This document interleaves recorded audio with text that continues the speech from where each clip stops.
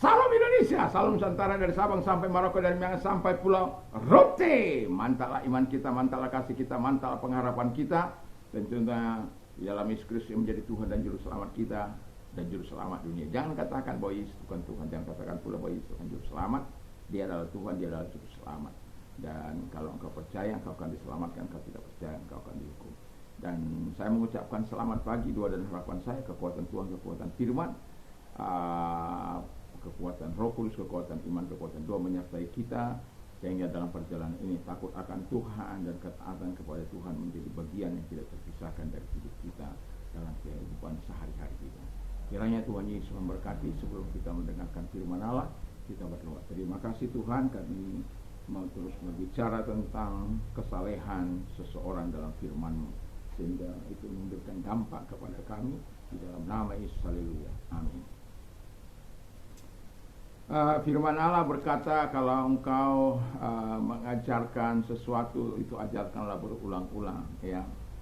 Dan apa artinya kalau Anda baca dalam ulangan 6 ya, dalam ayat 4 sampai dengan 8, Anda akan menemukan betapa seriusnya Tuhan untuk mengajar kita dan menyampaikan betapa seriusnya kalau kita belajar firman Allah dan untuk membiasakan untuk mengajar dan membicarakan, dan dikala duduk, dikala dalam perjalanan, dikala berbaring, dikala engkau bangun dan lain sebagainya.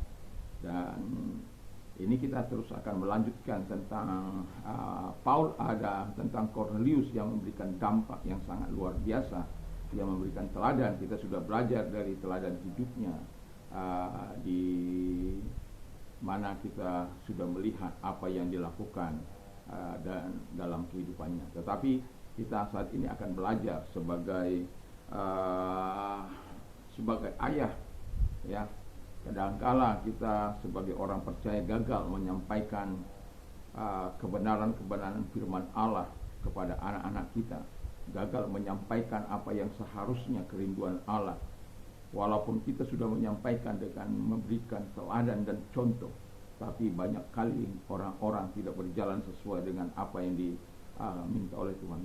Satu contoh bagaimana salehnya si Ayub, tapi kemudian kita melihat anak-anaknya menjadi korban dari kalau mau dikatakan dari hukuman Allah, ya juga, tapi dari proses Allah. Itu adalah dari proses pengujian kepada Ayub sampai semana cintanya kepada Tuhan. Nah, kita akan belajar teladan hidup dari Cornelius sebagai kepala keluarga. Jadi Cornelius yang pertama, Cornelius hidup takut akan Tuhan. Pastikan sebagai kepala keluarga, sebagai pribadi, kita semua diharapkan adalah orang-orang yang takut akan Tuhan. Tetapi sebagai imam, sebagai raja, sebagai nabi, kita sebagai orang yang dipercayakan oleh Tuhan untuk menjadi kepala keluarga. Karena banyak kali orang-orang yang menjadi kepala keluarga itu tidak berfungsi dengan maksimal. Sampai akhirnya anaknya berbuat jahat juga, dia tidak mau protes, mau terserah kamu, ya.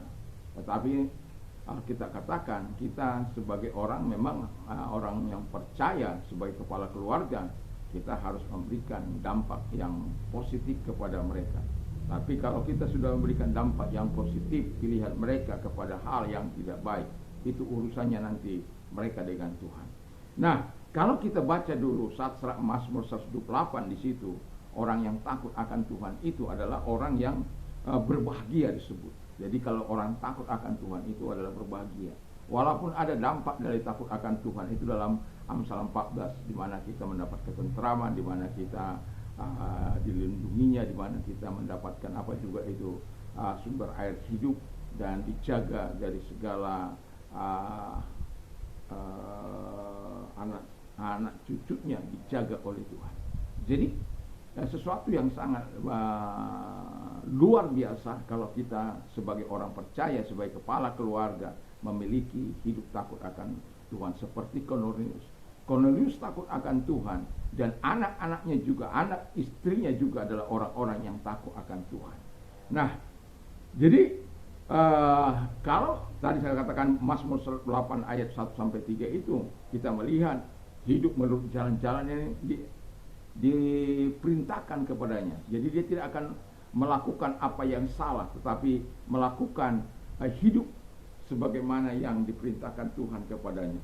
Tidak suap, tidak melakukan apa yang jahat. Dan dia berjuang secara baik dalam memberikan makanan, minuman, pakaian, atau apapun yang dibutuhkan keluarganya, bukan dari hasil yang tidak halal.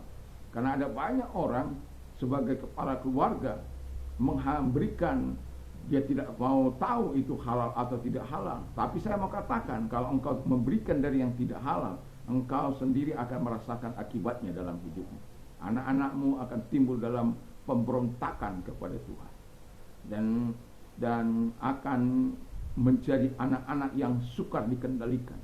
Dan itu sebabnya kita sebagai kepala keluarga, kita harus takut akan Tuhan, supaya anak istri kita juga hidup dalam damai sejahtera yang daripada Tuhan, karena mereka melihat kepala keluarga yang disegani dan dihormati.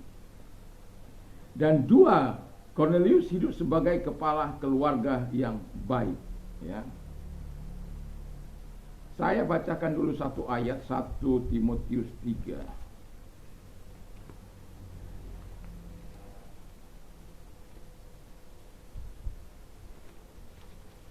Demikian bunyi firman Allah, 1 Timotius 3 ayat yang kelima. Ayat yang keempat. Seorang kepala keluarga yang baik disegani, dihormati oleh anak-anaknya. Jadi kepala keluarga itu harus disegani. Bagaimana supaya disegani, dihormati? Dia lakukan kebenaran firman Allah. Kalau engkau hanya satu contoh, engkau mengatakan kepada anakmu jangan merokok, tapi engkau merokok. Jangan mencuri, tapi engkau mencuri. Jangan berbuat jahat, tetapi engkau di kantor berbuat jahat, korupsi. Jangan menipu, tapi engkau menipu. Mau bagaimana engkau disegani? Roh, kehidupan dalam dunia spiritual, apa yang kau lakukan itu akan mempengaruhi seluruh generasimu. Percayalah, kalau generasi itu tidak melakukan, akan terjadi seperti yang dihadapi oleh Ayub itu. Allah sendiri yang akan menghukum anak-anak yang tidak mau taat kepada Tuhan. Hofni dan Pinehas mati seketika karena tidak taat terhadap orang tua dan terhadap Tuhan. Apakah Hofni dan Pinehas tidak mengajar? Dia mengajar tentang kebenaran firman Allah. Tetapi setiap kali anaknya melakukan kesalahan, tidak pernah menghukum anaknya. Akhirnya hidup merajalela dan Allah menghukum dia. Jadi tugasmu adalah menunjukkan tanggung jawabmu untuk hidup takut akan Tuhan, untuk hidup dalam jalan kebenaran, hidup dalam kekudusan Tuhan, hidup dalam kesucian. Itu orang-orang yang takut akan Tuhan itu.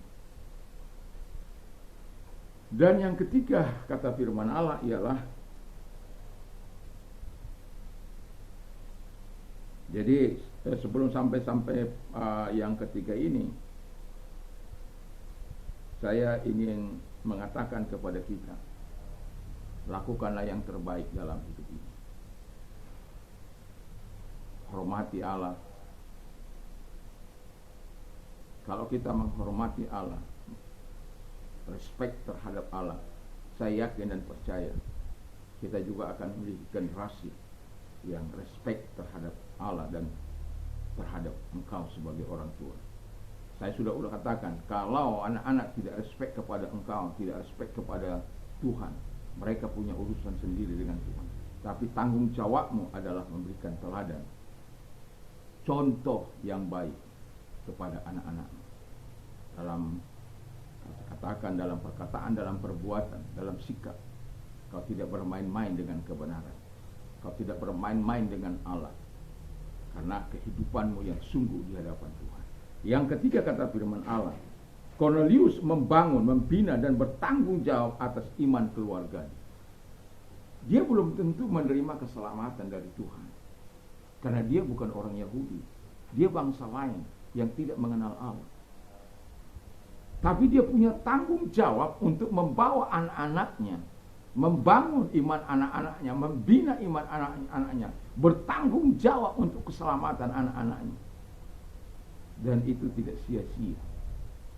Karena memang keselamatan hanya ada pada Allah Israel, pada Yesus. Saya sudah berkata di 2 hari yang lalu bagaimana Tuhan memberikan anugerah keselamatan pertama-tama kepada orang Yahudi dan kemudian baru kepada dunia. Banyak kali orang mengutip keselamatan itu tidak ada hakmu, ya. Tapi saya sudah memberikan bukti bahwa keselamatan itu memang pertama-tama diberikan kepada orang Israel atau orang Yahudi, dan kemudian karena orang Israel menolak, saya sudah juga memberikan alasan penolakan mereka, dan kemudian juga setelah itu Tuhan pindah memberikan kita keselamatan, anugerah keselamatan dengan mencangkupkan si tunas liar ini. Saya ini sebagai tunas liar, sama dengan Cornelius tunas liar, tetapi dicangkupkan oleh Tuhan untuk menerima anugerah keselamatan itu. Haleluya. Nah, pada akhirnya kita melihat Cornelius yang betul-betul sebagai kepala keluarga bertanggung jawab, membangun, membina dan bertanggung jawab kepada keselamatan dia dan keluarganya. Dan pada akhirnya kita sudah tahu bahwa Tuhan menjawab doanya, dan kita melihat bagaimana melalui contoh nyata dalam kehidupan, dalam hal ibadah, berdoa, membaca firman Allah, itu adalah contoh-contoh yang diberikan oleh Cornelius. Memberi, berdoa, merindukan firman Allah, dan pada akhirnya Tuhan sendiri yang turun tangan dengan mengirimkan malaikatnya. Dan juga bukan hanya itu, dan dia mempertemukan itu dengan Petrus sang pemberita firman Allah itu, yang dia tidak suka itu terhadap perintah yang diberikan oleh Tuhan kepadanya. 3 kali binatang-binatang di dalam layar itu yang turun kepada dia, kemudian katakan sembelilah, makanlah. Dia itu dilihat semua binatang-binatang haram itu, tapi Tuhan katakan, dia katakan, aku tidak pernah memakan itu Tuhan, janganlah. Tapi Tuhan katakan sampai yang ketiga kali kan, apa yang kau katakan, apa, makan dan sembelih dan makanlah. Karena itu Tuhan memberikan janji yang begitu luar biasa. Nanti di pasal 5, di pasal 15 kita melihat bagaimana ada 4 hal yang tidak boleh dimakan orang percaya, yaitu makanan yang diberikan kepada berhala, itu tidak boleh kita makan. Lalu kemudian dari darah yang karena itu bersinggungan dengan nyawa, terus dari binatang yang mati dicekik, itu tidak boleh dimakan. Lalu yang keempat, binatang dari percabulan, dari hasil pencurian, dari hasil penjarahan, dari hasil apalah yang tidak halal itu, dari hasil korupsi, tidak boleh dimakan. Kalau engkau lakukan, engkau selamat, kata firman Allah. Baca 15, 20 dan 29. Kisah Rasul 15 ayat 20 dan 29. Kau akan melihat dengan jelas di sana. Jadi apa yang dilakukan, dan pada akhirnya dari pembacaan yang sudah kita baca tadi, sekarang aku mengerti apa maksud Tuhan. Bangsa-bangsa lain juga diselamatkan oleh Tuhan. Yang tadinya kan mereka udah jelas, kamu diutus hanya kepada orang Israel, jangan masuk, sebagaimana Matius 10 ayat 5 dan 6 itu. Jangan masuk ke kota Samaria. Itu bangsa yang tidak disukai oleh Tuhan juga. Tetapi kemudian karena bangsa Israel, yang ketiga dikatakan supaya kamu tidak pergi kepada bangsa yang bukan Yahudi. Itu jelas perintah Tuhan Yesus kepada murid-muridnya, diperintahkan untuk tidak melakukan. dan pada akhirnya mereka melakukannya. Dan kita tahu bahwa Tuhan itu melakukan sebagaimana yang diperintahkan Tuhan, dan Tuhan melakukan apa yang diminta. Dan kemudian kita melihat bahwa Cornelius akhirnya mendapatkan keselamatan dari Tuhan. Karena apa? Dia sebagai kepala keluarga yang mau membangun, membina dan bertanggung jawab, dan Tuhan juga melakukan. Saya ulang kembali sebagaimana ulangan, kalau kita menerima perintah dari firman Allah, yang pertama itu dengarkan firman, dan kemudian kasih Tuhan Allahmu dengan segenap hati, dengan segenap jiwamu, dengan segenap kekuatanmu. Sebagai kepala keluarga tentu kita akan menunjukkan itu, dan juga mengajarkan itu kepada anak-anak kita, bahwa kita harus mengajar sebagaimana firman Allah, dan juga membicarakan dikala firman Allah, dikala engkau duduk, dikala engkau dalam perjalanan, dikala engkau berbaring, dikala engkau bangun. Wow, Tuhan memberkati kita. Kiranya kita sebagai kepala-kepala keluarga, dan kalau belum sampai kepada keluarga, sebagai pria-pria atau kepada ibu-ibu, ini saya berbicara hal yang normal, karena Alkitab juga berbicara soal ibu-ibu yang mengambil perannya sebagai kepala keluarga. Ya, artinya kepala keluarga itu harus berfungsi. Kalau tidak berfungsi, maka ibu akan mengambil peran sebagai kepala keluarga yang melakukan tugas dan tanggung jawabnya sebagaimana yang diharapkan oleh firman Allah. Siapapun kita yang menjadi kepala keluarga dalam rumah tangga kita, yang mau saya katakan, lakukan dengan teladan yang baik dan benar di hadapan keluargamu dan anak istrimu, atau di hadapan suamimu. Kalau engkau sebagai wanita yang mengambil sikap sebagai kepala keluarga, kiranya Tuhan Yesus memberkati kita. Tapi sayang, saya sedang bicarakan ini adalah situasi yang normal, di mana kepala keluarga itu pria yang mengambil tanggung jawabnya, yang seharusnya mengambil tanggung jawabnya sebagai imam, sebagai raja, sebagai nabi di dalam keluarganya. Sebagai imam, dia melayani; sebagai raja, dia memberikan perintah; sebagai nabi, dia memberikan arah kepada anak-anaknya. Tuhan Yesus memberkati kita. Mari kita tunduk kepala dan kita berdoa. Terima kasih Tuhan, biarkan kami menikmati segala kebaikan Tuhan di pagi ini, dan menikmati segala kemurahan Tuhan dalam nama Tuhan Yesus Kristus. Haleluya. Dan sebagai kepala keluarga, kami bisa menjadi teladan yang baik di hadapan anak istri kami, atau di hadapan suami, anak, dan keluarga. Terima kasih, kami bersyukur dalam nama Yesus. Haleluya. Saya mau berdoa bagi kita, kalau engkau sedang sakit, apapun sakit penyakitmu, dalam nama Tuhan Yesus Kristus, percayalah Tuhan mampu hadir menjamah engkau. Karena ada banyak orang yang menikmati kesembuhan yang tidak bisa mendengar pun melalui doa sampai kepada Tuhan, atau yang sedang sekarat pun bisa Tuhan hadir untuk menjamah mereka. Tidak perlu engkau takut, tidak perlu engkau tidak percaya. Yang mau saya katakan, ketika engkau percaya, Tuhan mampu hadir kepadamu. Mari kita berdoa. Dalam nama segala sakit penyakit mereka, aku perintahkan dalam keluar, dan oleh bil-bil Tuhan engkau sembuh, oleh kuasanya engkau sembuh, oleh zamannya engkau sembuh. Dan terima kasih Tuhan buat kesembuhan yang kau berikan kepada mereka. Dan bagi engkau yang sedang mengalami persoalan, kesulitan dalam hidupmu, datang kepada Tuhan, dan mari angkat kedua belah tanganmu, kita berdoa. Terima kasih Tuhan, lihat tangan-tangan yang diangkat kepadamu, dan mereka sedang mengalami kesulitan, persoalan. Kami tahu bahwa Tuhan adalah solusi dalam setiap persoalan kami. Mari engkau menyatakan kebaikan dan kemurahan sesuai dengan firman-Mu. Terima kasih Bapa di surga, dalam nama Yesus kami bersyukur dan berdoa. Haleluya, karena engkau bersedia menolong mereka. Terima kasih buat kebaikan, terima kasih buat pertolongan. Dalam nama Yesus, haleluya, amin. Selamat pagi, selamat beraktivitas tentunya bersama dengan Tuhan. Mantap, mantap, mantap.